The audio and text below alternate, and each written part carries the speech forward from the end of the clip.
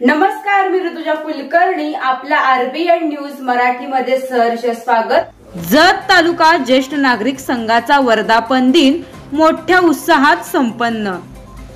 जत तालुका ज्येष्ठ नागरिक संघ विद्यानगर जत यांचा 20वा वर्धापन दिन व जत तालुका ज्येष्ठ नागरिक भवन प्रथम वर्धापन दिन संयुक्त सोहळा रविवार दिनांक 1 सप्टेंबर 2024 रोजी सकाळी 11 वाजता श्री साई प्रकाश मंगल कार्यालय विद्यानगर जत येथे पार पडला. या कार्यक्रमासाठी जत विधानसभेचे विद्यमान आमदार माननीय श्री विक्रमसिंह दादा सावंत साहेब हे प्रमुख पाहुणे म्हणून उपस्थित होते, तर उपविभागीय अधिकारी व न्यायदंडाधिकारी माननीय श्री अजय कुमार नष्टे साहेब हे प्रमुख पाहुणे म्हणून उपस्थित होते. हा सोहळा जत तालुका ज्येष्ठ नागरिक संघ जतचे अध्यक्ष माननीय श्री यशवंतराव चव्हाण साहेब आणि जत तालुका समन्वय समितीचे अध्यक्ष माननीय श्री तानाजी गावडे यांच्या उपस्थितीत संपन्न झाला. यावेळी अजिंक्यतारा विद्या प्रतिष्ठानचे श्री प्रभाकर भाऊ जाधव साहेब, तालुका काँग्रेस कमिटीचे श्री बाबासाहेब कोडक, श्री नदाफ साहेब, जत तालुका ज्येष्ठ नागरिक संघाचे सर्व पदाधिकारी आणि जत आणि जत परिसरातून आलेले अनेक ज्येष्ठ नागरिक मोठ्या संख्येने उपस्थित होते. या कार्यक्रमाची सुरुवात वृक्ष संवर्धन ही संकल्पना रुजवण्यासाठी पाहुण्यांच्या शुभहस्ते वृक्ष पूजनाने करण्यात आली. खरा तो एकची धर्म ही संघाची प्रार्थना श्री काळे सर, श्री वैद्य सर, श्री सहदेव माळी सर आणि श्री संजय चव्हाण, सौ सिंधुताई माळी यांनी म्हटली. संघाचे अध्यक्ष माननीय श्री यशवंतराव चव्हाण साहेब यांनी प्रास्ताविक आणि मनोगत व्यक्त केले. ज्येष्ठ नागरिकांच्या समस्या काय आहेत आणि त्यावर योग्य न्याय मिळेपर्यंत त्याचा पाठपुरावा तर आम्ही करतोच आणि वयोश्री योजना, ज्येष्ठांसाठी मुख्यमंत्री तीर्थश्री योजना राबवण्यासाठी आम्ही कटिबद्ध आहोत, हेही ते बोलताना म्हणाले. ज्येष्ठ नागरिकांच्या समस्या सोडवण्यासाठी आम्ही स्वतंत्र कक्ष उभे करणार आणि त्यांना सर्वतोपरी शासनाच्या योजना मिळवून देण्यासाठी निश्चितच प्रयत्न करणार असे विचार श्री अजय कुमार नष्टे साहेब यांनी मांडले. तर जतचे विद्यमान आमदार माननीय श्री विक्रमसिंह दादा सावंत यांनी ज्येष्ठांना ज्येष्ठ न म्हणता ते वरिष्ठ असून त्यांना न्याय मिळवून देण्यात आम्ही प्रयत्न करणार असल्याचे विचार त्यांनी मांडले. या कार्यक्रमाचे सूत्रसंचालन श्री राजेंद्र माने सर यांनी केले, तर या कार्यक्रमाचे आभार श्री सहदेव माळी सर यांनी मानले. शेवटी सर्व ज्येष्ठ नागरिकांनी स्नेहभोजनाचा आस्वाद घेतला. यावेळी प्रमुख पाहुण्यांच्या हस्ते 20व्या वर्धापन दिनानिमित्त 20वा या स्मरणिकेचे प्रकाशन करण्यात आले. ज्येष्ठ बंधूंना आणि भगिनींना मी प्रथमतः वंदन करतो. बंधूंनो, आज या ठिकाणी आमच्या ज्येष्ठ नागरिक संघाला अविरतपणे काम करत या ठिकाणी आल्याचे 20वे वर्ष पूर्ण झालेलं आहे. 20 वर्षे पूर्ण झाला म्हणून आज आमचा 20वा वर्धापन दिन आणि मान्य लोकप्रिय आमदार विक्रमदादा सावंत यांच्या सहकार्याने, यांच्या विकास कामाने आम्हाला 23 ऑगस्ट 2023 ला आमच्या बिल्डिंग बांधून आम्हाला दिले. त्यालाही 1 वर्ष पूर्ण झालं. या आनंद सोहळा म्हणून आज दादांच्या हस्ते या ठिकाणी आजचा उद्घाटनाचा कार्यक्रम ठेवला आणि दादा थोडासा विलंब जरी झाला तरी दादा ज्येष्ठाकडे थोडासा काळजीनं बघतात. याची जाणीव असल्याने दादा येऊपर्यंत आम्ही वाट पाहिली आणि दादांना विनंती करतो, ज्येष्ठांना वेळ जरी झाला तर तुमच्याशिवाय आम्ही कार्यक्रम पूर्ण होत नाही याची कल्पना दादांना मनात राहावी, एवढीच आम्ही या ठिकाणी थोडस अपेक्षा व्यक्त करतो. तर बंधूंनो, आज या व्यासपीठावर प्रमुख अतिथी असणारे आदरणीय लोकप्रिय आमदार माननीय विक्रमदादा सावंत आणि या तालुक्याला खरोखर एक चांगले ज्येष्ठासाठी लाभलेले उपविभागीय अधिकारी माननीय अजय कुमार नशे सर, या तालुक्याचे काँग्रेसचे अध्यक्ष तालुका अध्यक्ष माननीय बाबासाहेब कोलर, अजिंक्यतारा प्रतिष्ठानचे सुरेश मावजी, प्रभाकर जाधव सर आणि या ठिकाणी माझे सर्व प्रतिनिधी, पत्रकार आणि तालुक्यातील प्रत्येक गावातून आलेले ज्येष्ठ नागरिक अध्यक्ष, महिला भगिनी, महिला अध्यक्ष, योग शिकवणारी टीम या ठिकाणी उपस्थित राहिले, त्याबद्दल मी सर्वांचा मनपूर्वक स्वागत करतो. आज आम्हाला 20 वर्षांमध्ये जे अनुभव मिळाले, सुरुवातीला आमचे संस्थापक अध्यक्ष म्हणून ऐनापुरे काका यांनी एक छोटस रोपटे लावलं आणि ते रोपट्याचा आज विशाल वृक्ष झालेला आहे. विठ्ठलदादा शिंदे या ठिकाणी, जोशी सर, कोटणी सर, चांगले व्यक्तीने या तालुक्यात भरघोस काम करून हा तालुका ज्येष्ठ नागरिक संघटना वाढीस हातभार लावला. त्यांच्या सर्वांना मी मनापासून वंदन करतो. आजच ऐनापुरे बंधूंनी काकांच्या प्रत्येक संघाला काही मदत केली. आज विठ्ठलदादांच्या, अरुण शिंदे, सतीश शिंदे या बंधूंनी देखील विठ्ठल काकांच्या स्मरणात काही मदत भरघोस खुर्च्याच्या मदतीनं मदत केली. सगळ्यांचा आम्ही ऋणी आहे. या तालुक्याचा संघाचा मला काम करताना कोणत्याही प्रकारचे आजपर्यंत आम्ही अडचण आले. दादा तुम्हाला सांगायचं, या तालुक्यात ज्येष्ठ नागरिक संघटना हे काम करते ते त्याला कोणतेही इन्कमचं साधन नाही, कोणतेही आर्थिक पाठबळ नसताना ही संघटना चालते आणि दर महिन्याला या ठिकाणी आमचे संघटनेचे काम चालते. ही संघटना ज्येष्ठांच्या काही अडचणी असतील त्या सोडवण्याचा प्रयत्न करते. आज मुलं आई वडिलांना बघत नाही. दादांना माहित आहे, साहेबांना तरी माहितच आहे. जे आई वडिलांना बघत नाही त्याच्यासाठी सरकारने कायदा केलेली आहे. त्याची देखील अंमलबजावणी जत तालुका ज्येष्ठ नागरिक संघामार्फत प्रभावीपणे या ठिकाणी राबवण्याचा मी काम करतो. त्या ठिकाणी चांगले साहेब आम्हाला मिळालेले. काही आम्हाला अडचण आले तर आम्हाला आमदार आहे, आम्ही आमदार साहेबांच्या मदतीनं आमचे काही प्रश्न काही आम्ही सोडून घेतो. सांगायचं तात्पर्य आहे, ज्येष्ठ नागरिक संघटना ही समाजामध्ये एक प्रतिष्ठा निर्माण करणारी, तरुणांना एक मार्गदर्शन करणारी ही संघटना काम करते. खरं म्हणजे आजच्या तरुण वर्गामध्ये जर मनोबल बघितलं किंवा त्यांची वृत्ती जर पाहिली तर आज समाजाला ज्येष्ठ नागरिकांनी प्रभावीपणे कॉलेजवर समाजात कुठेपणे प्रबोधन करणे अत्यंत गरजेचं आहे असं आम्हाला वाटतंय. तर अशा कॉलेजच्या ठिकाणी देखील आमचे आयोजन पण केले जाते. ज्येष्ठ नागरिक संघाला दर महिन्याला आम्ही मीटिंग मध्ये आरोग्याविषयी काही प्रश्न असतील तर त्याही घेतो.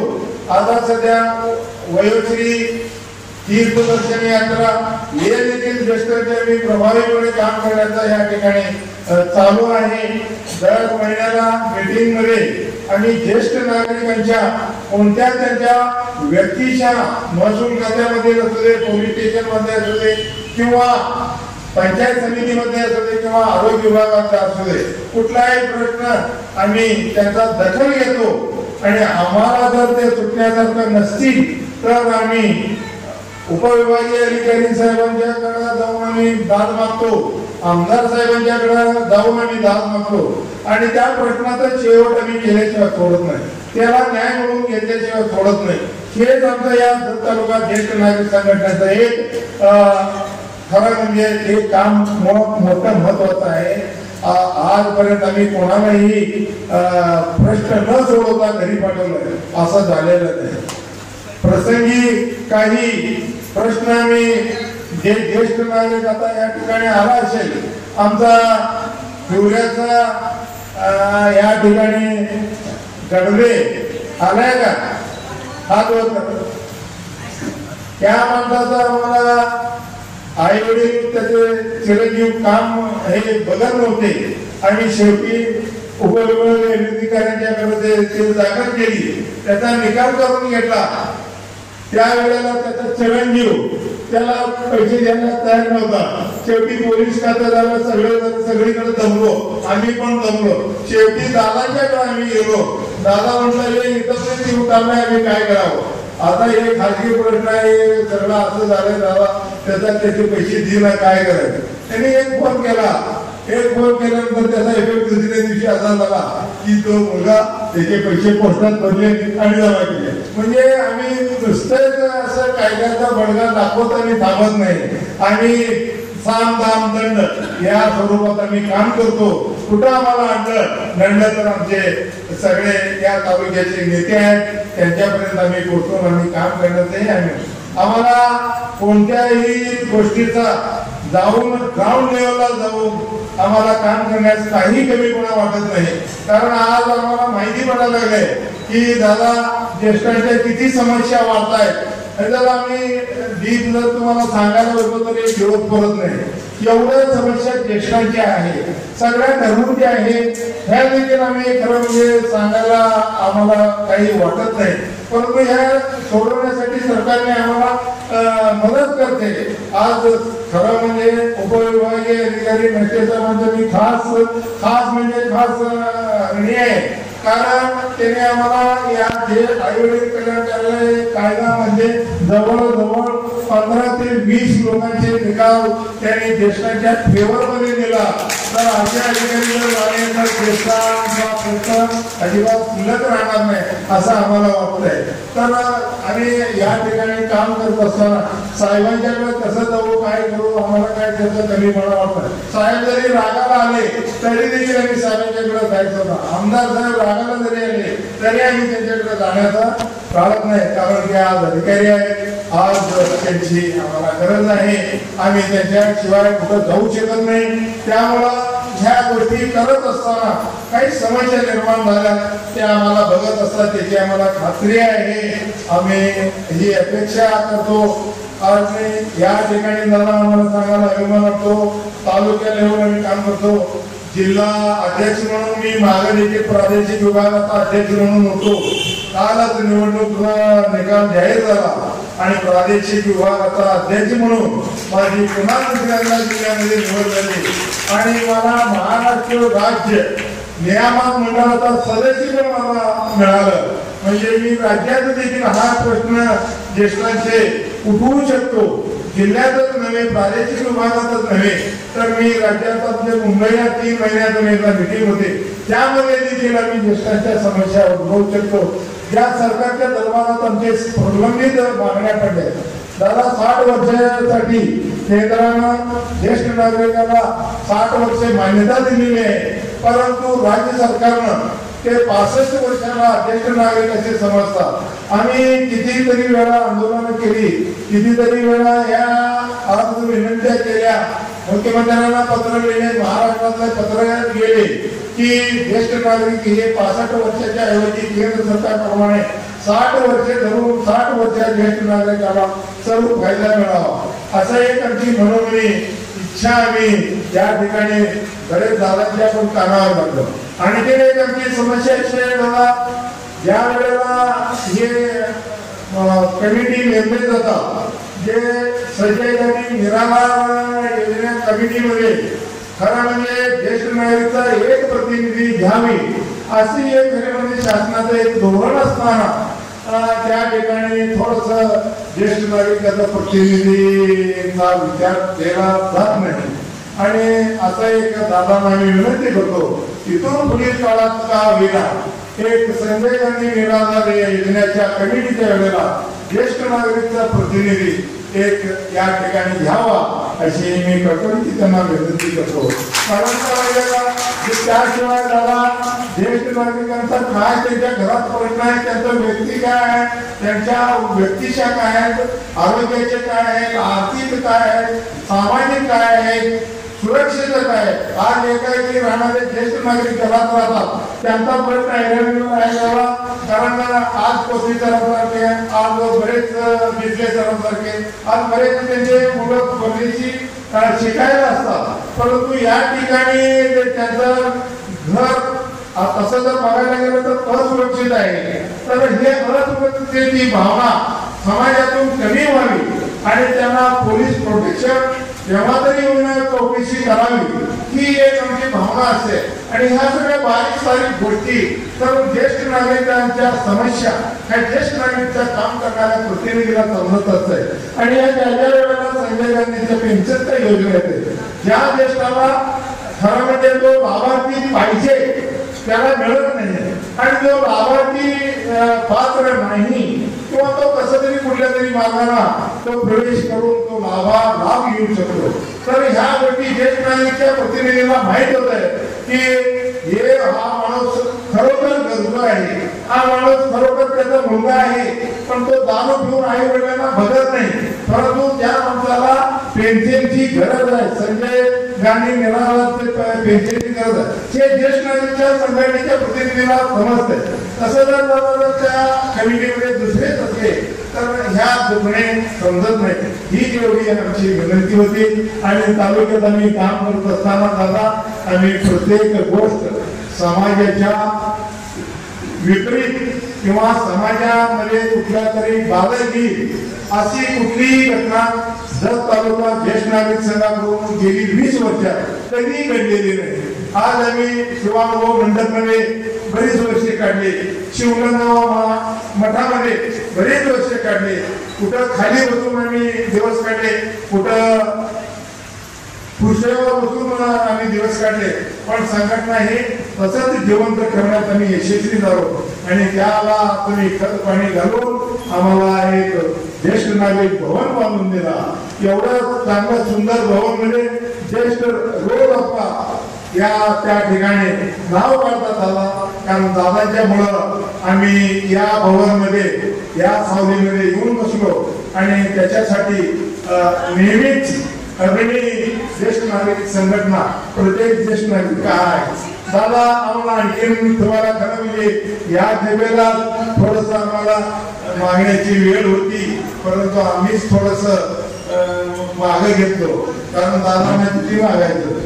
दादा म्हणजे तुम्हाला दिलं आणि परत परत काय सारखं येतात असं म्हणण्यापेक्षा थोडस आम्ही संकोचलो. दादाला म्हटलं आम्ही पुढच्या टर्म मध्ये मागू, या टर्मला जर काहीतरी पुढच्या टर्मला दादा आम्हाला काहीतरी मदत करते. दादा आम्हाला जी जागा आहे की असं 15 बाय 30 अशी ही जागा आहे, ह्या जागेमध्ये एक अगदी रेटून खुर्च्या ठेवल्या तरी जास्तीत जास्त 90 ते 100 माणसं बसतात.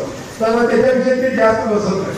पण आम्हाला जी भाडीवरची थोडीशी जागा आहे त्याला आम्हाला थोडंसं मिटिंगचा हॉल म्हणून आम्ही 100-200 माणसाचं असं एक बांधायचं एक आम्ही योजना तयार करतोय.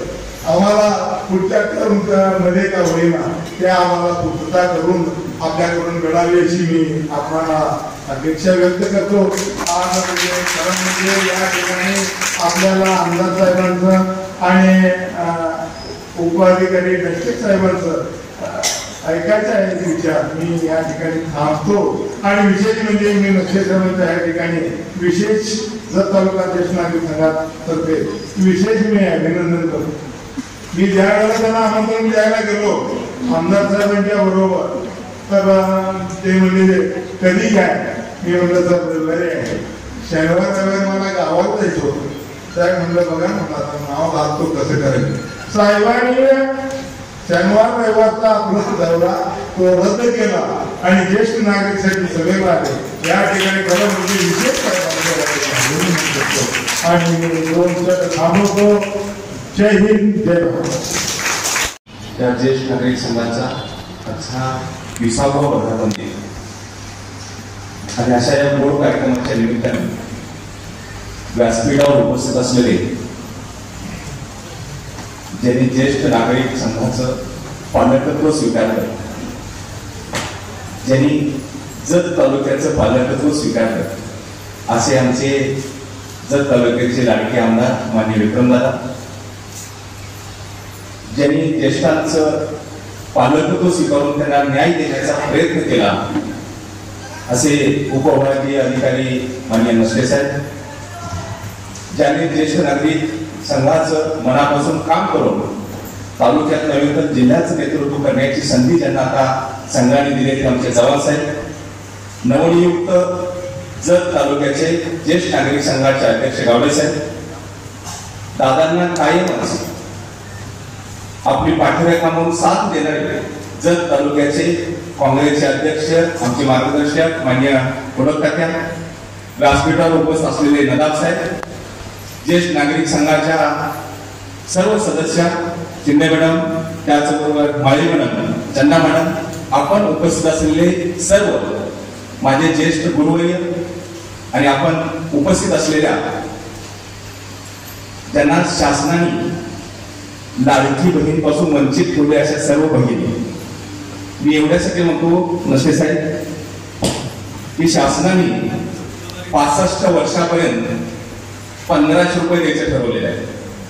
दादा, खरी 1500 रुपयाची गरज आहे ती 65 वर्षानंतर, ज्यावेळेला कोण साथ देत नाही अशा वेळेला शासनाची हातावेळेस येणारं अधिवेशन आहे, त्या अधिवेशनामध्ये हा मुद्दा तुम्ही मांडा आणि 65 वर्षापुढील सुद्धा भगिनींना 1500 रुपयाऐवजी 3000 रुपये आपण मिळवून द्या अशी मी या ठिकाणी अपेक्षा करतो. ज्येष्ठ नागरिक हा शब्द मला थोडासा रुचत नाही. मी तर ज्येष्ठ नागरिक म्हणण्यापेक्षा वरिष्ठ नागरिक असं म्हणलं तर त्याला फार अर्थपूर्ण असतं. कारण घरामध्ये वरिष्ठ माणूस असणं हा एक फार मोठा आधार असतो. घरामध्ये ज्या वेळेला वरिष्ठ माणूस असतो, ज्येष्ठ माणूस घरामध्ये असतो, आपला आजा असतील, आजोबा असतील, आपले वडील असतील, आई असतील, त्यावेळेला उंबऱ्याच्या बाहेर चपलांचा ढीग खचाखच भरलेला असतो. पण ज्या वेळेला त्या घरातला ज्येष्ठ नागरिक मावळतो त्यावेळेला त्या चपला हळूहळू कमी होतात आणि घराकडे त्या लोकांचं दुर्लक्ष होतं. म्हणून ज्येष्ठ नागरिकांची खऱ्या अर्थानं गरज त्या पुढील पिढीला त्यांच्यावरची थाक देण्यासाठी, ठेवण्यासाठी, त्यांच्यावर संस्कार करण्यासाठी फार गरजेचं आहे. मी माझं स्वतःचं उदाहरण सांगतो. मी ज्या वेळेला एकदा माझ्या मित्राबरोबर मुंबईला चाललो होतो, गाडीमध्ये ड्रायव्हर होता आणि मी दोघं होतो. जाताना माझ्या मित्राला आईचा फोन आला, लवकर जा आणि गेल्यानंतर फोन कर. 1 तासानंतर त्यांच्या वडिलांचा फोन आला, मला कुठे पोहोचलास, व्यवस्थित गेलास का, जेवलास का. मुंबईपर्यंत जाईपर्यंत 3 ते 4 त्यांना फोन आले. पोहोचल्यानंतर त्यांनी परत फोन केला की मी पोहोचलो म्हणून. मला वाईट वाटलं की मला फोन कोणाचाच आला नाही. म्हणून तुमची गरज आहे की आमच्यावरती संस्कार करण्यासाठी आहे, तुमचा धाक आमच्यावरती ठेवण्यासाठी आहे, तुमचे विचार आजच्या नवीन पिढीला देण्यासाठी आहेत आणि ते विचार तुम्ही द्यावे. जत तालुक्याला खऱ्या अर्थानं तुमच्या विचारांची गरज आहे. तुमचे विचार त्या जत तालुक्यातील तरुणांना खरा आधार देतील. खरं तर 65 वर्षानंतर वरिष्ठ नागरिक ही संकल्पना थोडीशी चुकीची आहे असं चव्हाण साहेबांनी सांगितलं होतं. खरंच चुकीची आहे. 60 वर्षानंतर माणूस रिटायर होतो सेवेतून, त्याच्यानंतर ज्येष्ठ नागरिकत्व त्यांना मिळावं ही सुद्धा संकल्पना फार चांगली आहे. खरं तर एक उदाहरण तुम्हाला देतो. ज्या वेळेला घरामध्ये ज्येष्ठ नागरिक असतात किंवा ज्येष्ठत्व असतं त्यावेळेला त्यांचं कोण ऐकत नसतं. पण ऐकत नाही म्हणून आपले विचार द्यायचं थांबायचं नाही असं डॉक्टर रवींद्रनाथ टागोर साहेबांनी सांगितलेलं आहे. तुमचे विचार हे देतच राहिलेले पाहिजे. एक मुलगा आणि वडील पतंग उडवत होते. पतंग उडवता उडवता वडील दोरी सोडत होते, मुलगा पतंग पाहत होता. पतंग एवढा वरती गेला, एवढा वरती गेला, एवढा वरती गेला. तो मुलगा म्हणाला, बाबा तुम्ही ती दोरी का धरताय, दोरी सोडून त्यामध्ये पतंग आणखी फार उंच जाईल. बाबा म्हणाले, मुळात असं नसतं ते. दोरी जर सोडली थोडाफार पतंग वरती जाईल, पण पतंग परत जाऊन कुठेतरी हादळी आणि धोका पत्करेल. नाही बाबा, तसं होणार नाही. बाबांनी गोळी सोडली आणि बाबा म्हणतील तसंच झालं. याचा अर्थ काय? तर तुम्ही जे सांगता ते कदाचित आम्हाला रुचत नाही आज, पण ते सांगतात तेच खरं असतं, तेच मोठं असतं आणि त्यामुळे समाज मोठा होतो हे खऱ्या अर्थाने खरं आहे. जत तालुक्यामध्ये खरं तर दादा आपण शैक्षणिक दृष्ट्या, औद्योगिक दृष्ट्या, सामाजिक दृष्ट्या सुद्धा फार मागास आहोत. जत तालुक्यामध्ये तुमच्या कृपया शासनाच्या कृपे नसेल, पश्चिम भागामध्ये जवळजवळ 60 ते 65% गावांना पाण्यात आहे. वंचित राहिलेले अजून 60 ते 65 गाव अजून आहेत. जत तालुक्यामध्ये तरुण वर्गाच्या हातामध्ये पेन पेन्सिल येण्याऐवजी आज कोयता दिसतोय. आमच्या भगिनींच्या हातामध्ये सुद्धा कोयता दिसतोय. तो कोयता भविष्य काळामध्ये पडला पाहिजे हातातून आणि त्यांच्या हातामध्ये लेखणी आली पाहिजे, त्यांच्या हातामध्ये पेन आला पाहिजे आणि या तालुक्यातील तरुणींना काम मिळालं पाहिजे. या दृष्टीने तुम्ही काम करा.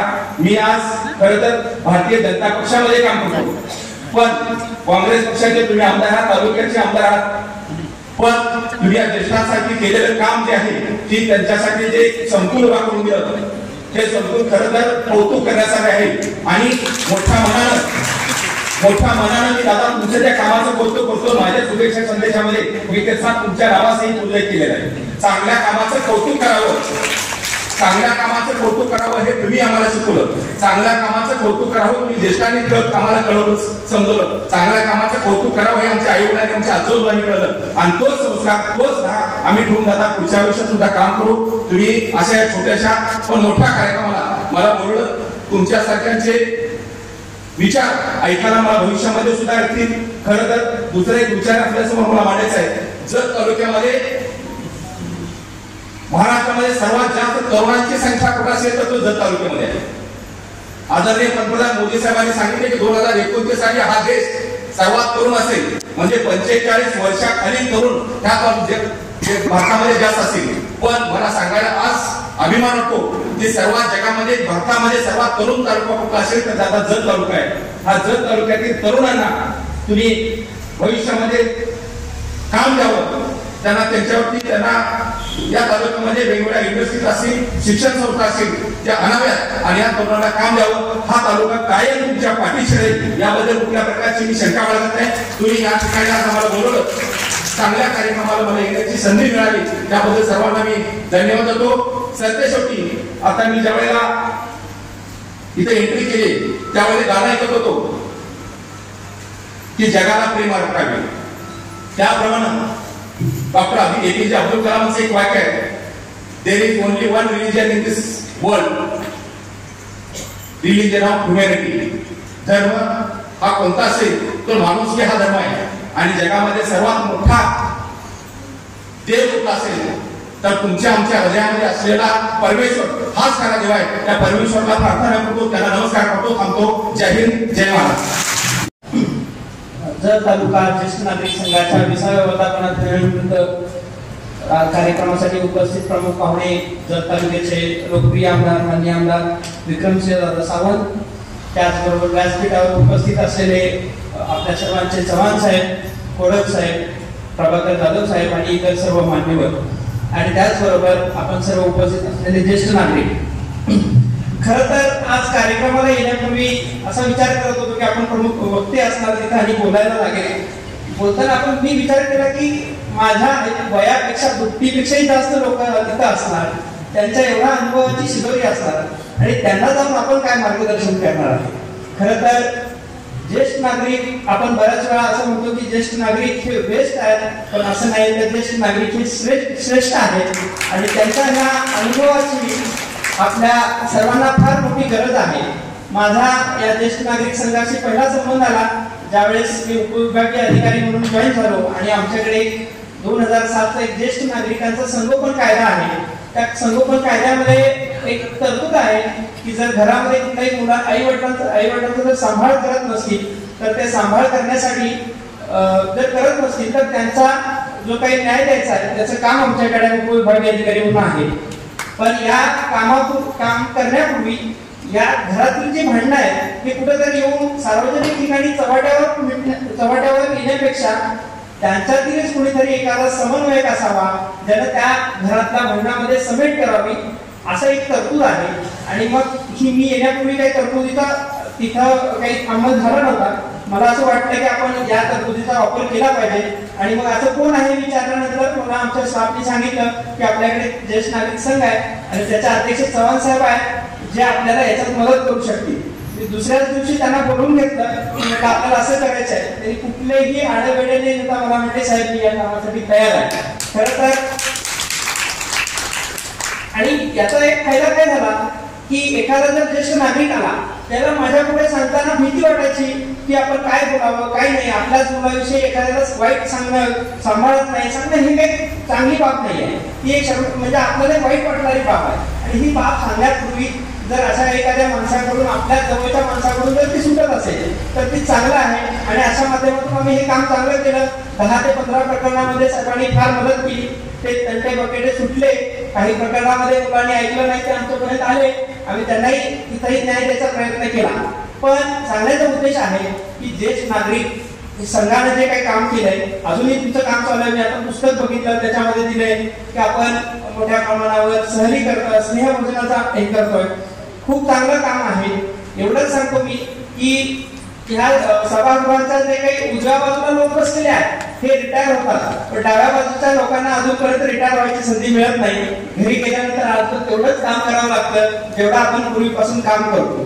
तर माझं असं सांगायचं ज्येष्ठ नागरिक संघाला की यांच्या रिटायरमेंटसाठी यांना जास्तीत जास्त आपल्यामध्ये सहभागी कसं करून घेता येईल याचा प्रयत्न केला पाहिजे. खरं तर ज्येष्ठ नागरिक संघानं खूप चांगलं काम केलं. आतापर्यंत आम्हाला खूप फार सहकार्य केले. आणि प्रशासन म्हणून मला एक त्याच्यामध्ये जाणीव वाटली की आपण ही ज्येष्ठ नागरिक संघासाठी आमच्या तहसील कार्यालयामध्ये कक्ष उभारण्याची गरज आहे. आणि मी आज आपल्याला सगळ्यांना सांगतो की 1 ऑक्टोबर जो आपला ज्येष्ठ नागरिकांचा दिवस असतो त्या दिवसापर्यंत मी माझ्या शासकीय कार्यालयामध्ये ज्येष्ठ नागरिकांसाठी कक्ष उभारण्याची आपल्याला ग्वाही देतो.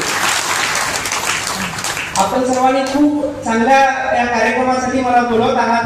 भविष्यातही आपल्या कुठल्याही कार्यक्रमाला माझी काही गरज लागली मदत लागली तर मी नक्की आपल्याला मदत करेन. आपण या ठिकाणी मला बोलण्याची संधी दिली त्याबद्दल मी संयोजकांचे आभार व्यक्त करतो आणि थांबतो. धन्यवाद. प्रथम या निमित्तानं सगळ्या ज्येष्ठ नागरिकांची मी मनापासून दिलगिरी व्यक्त करतो. कारण माझ्यामुळं हा कार्यक्रम जवळजवळ 1.5 तास या ठिकाणी लेट झाला.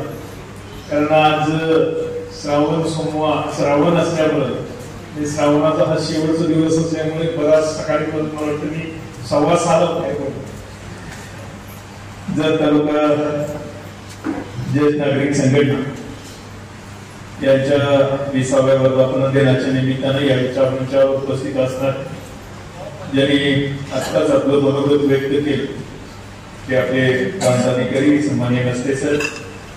त्याचबरोबर या विचारांच्या उपस्थित असणारे जत तालुका काँग्रेस कमिटीचे अध्यक्ष आणि जत पंचायत समितीचे माजी सभापती सन्माननीय बाबासाहेब कोडत.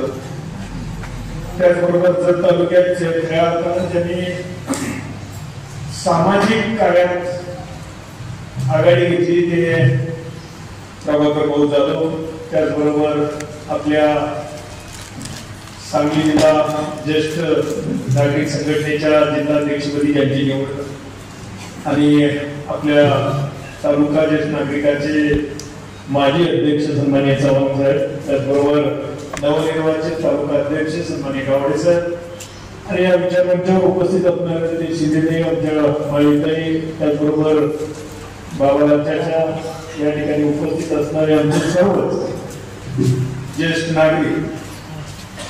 खरं तर आपण सगळेजण ज्येष्ठ आहात की आज प्रभाकर भाऊंनी मांडलं की बाबा त्याचबरोबर प्रशासकीय अधिकारी सन्माननीय नष्टे साहेबांनी म्हटलं की घरात ज्येष्ठ नागरिक असावा. आणि मग ज्येष्ठ नागरिकाच्या माध्यमातून ज्येष्ठ नागरिक म्हणण्यापेक्षा ज्येष्ठ वरिष्ठ नागरिक.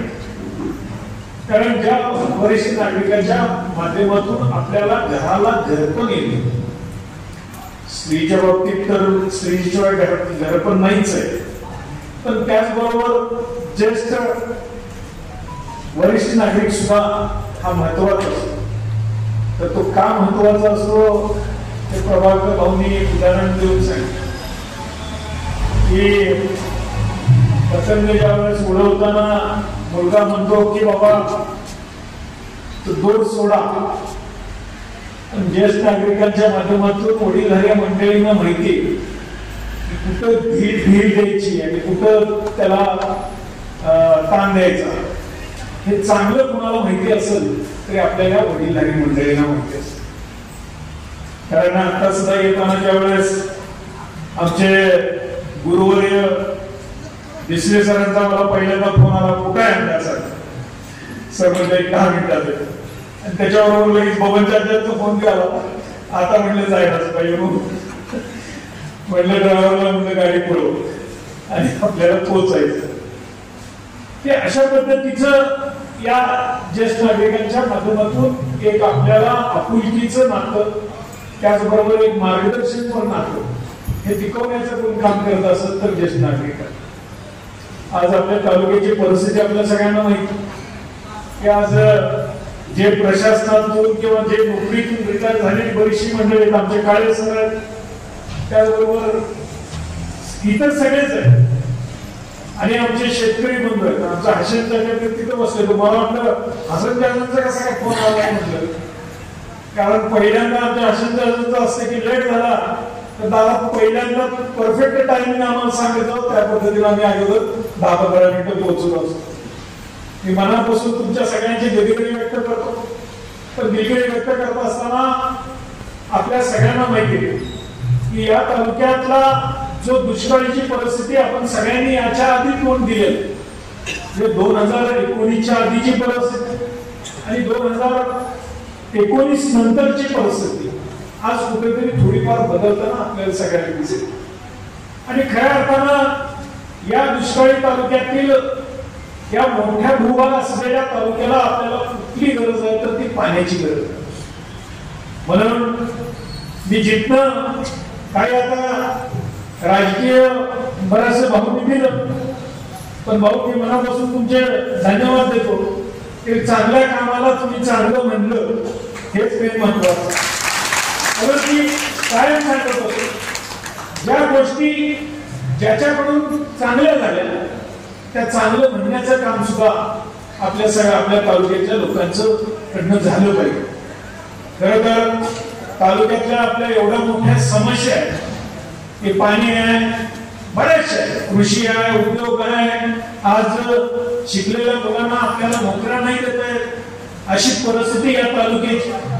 आणि या सगळ्यावर मात करण्यासाठी खरं तर आमच्यासारख्या किंवा भाऊच्या सारख्या या सगळ्या जे नेत्यांनी पुढाऱ्यांनी खऱ्या अर्थानं एकत्र येऊन अजून सुद्धा लढण्याची गरज आहे. पण तसं होताना आजपर्यंत काही दिसत नाही. बरोबर भाऊ?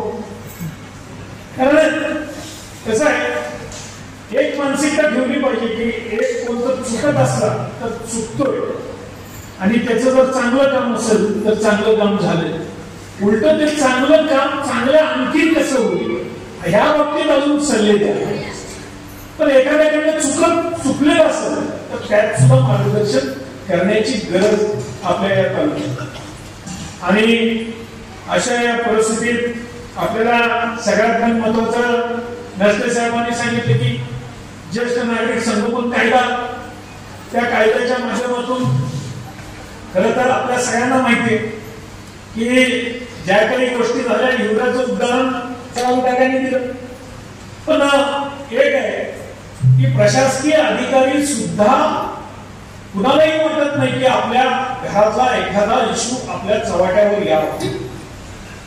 आणि पहिल्यांदा त्यांनी सांगितले की एक समन्वय समिती असावी, त्या समन्वय समितीच्या माध्यमातून कुठेतरी त्यांचा घरी जाऊन हा निकाली काढण्यात यावं आणि मग तो प्रशासनाकडे यावं. आज प्रत्येकाचे स्वभाव वेगवेगळे असतात, स्वभावात सुद्धा औषध नसतं, पण हे स्वभाव जरी वेगवेगळे असले तरी कुठेतरी मार्ग निघाला पाहिजे हीच आपली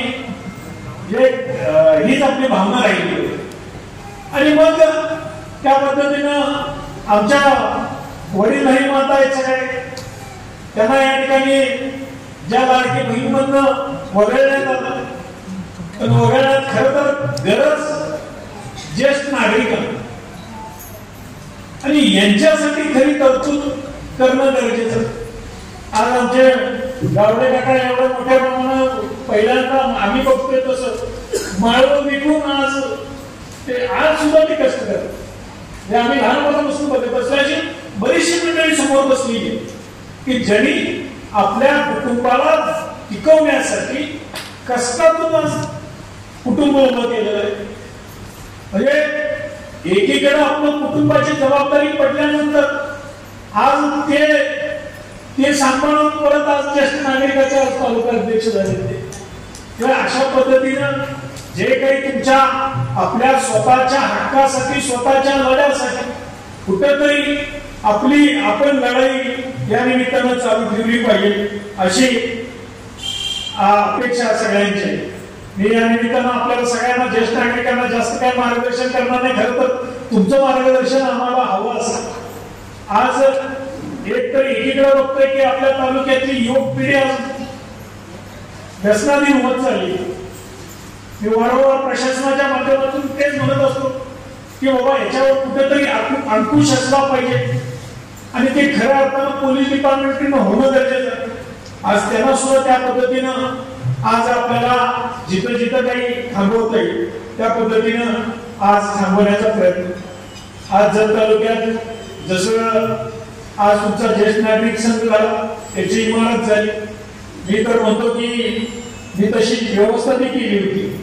आता त्याच्यात भाऊ राजकारण खरं तर मी 10 सभागृह या ठिकाणी या जत तालुक्यातल्या ज्या शहरात मंजूर केली होती आणि त्या माध्यमातून ती सभागृह झाल्यानंतर या आपल्या जे समाजातले थोर संत आहेत महापुरुष आहेत त्यांना ती नावं देऊन त्या ज्या काही संघटना असतील त्या संघटना शिक्षक संघटना माजी सैनिक संघटना अशा संघटनांना ती देखभाल दुरुस्तीसाठी द्यायची आणि त्या माध्यमातून त्यांचंही थोडंफार उत्पन्न झालं असतं. त्या उत्पन्नाच्या माध्यमातून नगरपालिकेचं सुद्धा उत्पन्न वाढलं असतं. अशा पद्धतीची हे ठेवली होती. तर त्याला राजकारण आलं परत ते बदल झाली काय झालं त्याच्यात जास्त जाणार नाही. आणि एक आहे की ज्या पद्धतीनं तुम्ही ज्येष्ठ नागरिक म्हणून एक त्या कुटुंबाला मार्गदर्शन करत असतात. खास करून इथं आयनापुरे काकांचा उल्लेख झाला ज्यांनी पहिल्यांदा ही संघटना स्थापन केली 2003 त्याच्यानंतर मला वाटतं आमचे बबन काका त्यावेळेचे पहिले सदस्य संचालक आहेत. पण आज जवळजवळ नाही म्हटलं तर 20 वर्षात ही संघटना चालू आहे आणि ती संघटना आपल्या सगळ्या सर्वसामान्य ज्येष्ठांसाठी लढते. आणि इथून पुढे आम्हाला सुद्धा जी काही तुम्ही जबाबदारी द्याल ती जबाबदारी इथून पुढे चोख पार पाडली जाईल एवढी तुम्हाला सगळ्या ज्येष्ठांना मी या ठिकाणी विनंती करतो. तुमच्या सगळ्या ज्येष्ठांचे येणाऱ्या काळात सुद्धा या जत तालुक्याची परिस्थिती बदलण्यासाठी तुमचं मार्गदर्शन कराय तुमचं आशीर्वाद गरजेचं आहे. मी या निमित्तानं एवढंच म्हणेन की जसं आज 20 वर्ष पूर्ण झाले तुमच्या संघटनेत त्याच पद्धतीनं तुम्ही सगळेजण शक्ती पार करावं अशा या पद्धतीची मी या ठिकाणी भावना व्यक्त करतो आणि थांबतो. जय हिंद जय महाराष्ट्र. आज रविवार असून खरं म्हणजे ते बाहेर जाण्याच्या वर्षांमध्ये आणि आज आपल्या कार्यक्रमासाठी खास करून रविवार सुट्टी सोडून गावाला जायचं थांबलेले आणि त्या कार्यक्रमासाठी आले. कारण विजय समितीकडून मी त्यांचे काही आभार मानतो. त्याचबरोबर माननीय बाबासाहेब कुलकर्णी साहेब आणि अजिंक्यराचे आमचे आदरणीय दादू साहेब बाबाच्या हे सर्वजण आपल्या वेळात वेळ करून आजच्या कार्यक्रमासाठी उपस्थित आले त्याबद्दल या सर्वांचं मी अध्यक्ष नागरिक समितीकडून मनपूर्वक आभार मानतो. त्याचबरोबर आता मनापासून आपण बघितलं की आलो याच्या अगोदर आपल्याला दत्तगुरु मंडळाने काही अभंग लागलेले आहेत आणि अभंग राहत असताना त्याचबरोबर सत्संगच्या माध्यमातून तुम्ही त्यामध्ये सामील होतो. माझ्या हातून काही आपली करमणूक करण्याचा तुम्ही प्रयत्न केला आहे.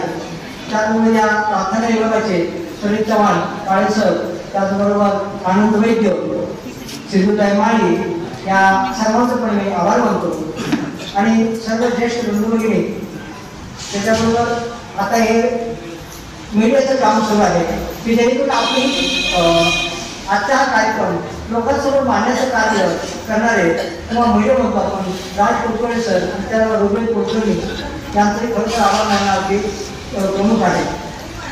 त्याचबरोबर त्यामध्ये आजच्या या कार्यक्रमानंतर आपल्याला आनंदाची भोजनाची सोय केली आहे ते शिवसेन पेटर्स हे व प्रकाश कोळी यांचे सहकारी यांचे या ठिकाणी एकच मंडळी संयुक्त करून आपण आभार व्यक्त करत आहोत. त्याचबरोबर आज आपण भाषामध्ये बसलेलो आहोत, काय इकडे आहे, आपण हे सर्वजण आहात, तर आपल्याला बैठण्याची व्यवस्था हात एकत्र करण्याचं काम केलं आहे या हातचे मालक श्रीकृष्ण पाटील साहेब आणि त्यांचे मॅनेजर दिलीप पाटील साहेब यांचं ह्या संघटने करून आपण आभार व्यक्त करतोय. आणि यामध्ये उर्वरित प्रत्यक्ष अप्रत्यक्षरित्या या संघटनेसाठी मदत करणारे या सर्वांचंच मी मनापासून परत एकदा आभार मानतो आणि आजचा हा कार्यक्रम संपला असं मी जाहीर करतो. पण हे करत असताना आपल्याला जाताना भोजनाची व्यवस्था आहे आणि आपण भोजन करून सर्वांनी जायचं आहे असं मी विनंती करतो. धन्यवाद. आरबीएन न्यूज मराठीला लाईक, सबस्क्राईब आणि शेअर करा आणि शेजारील बेल आयकॉनला क्लिक करा. RBN news Marathi.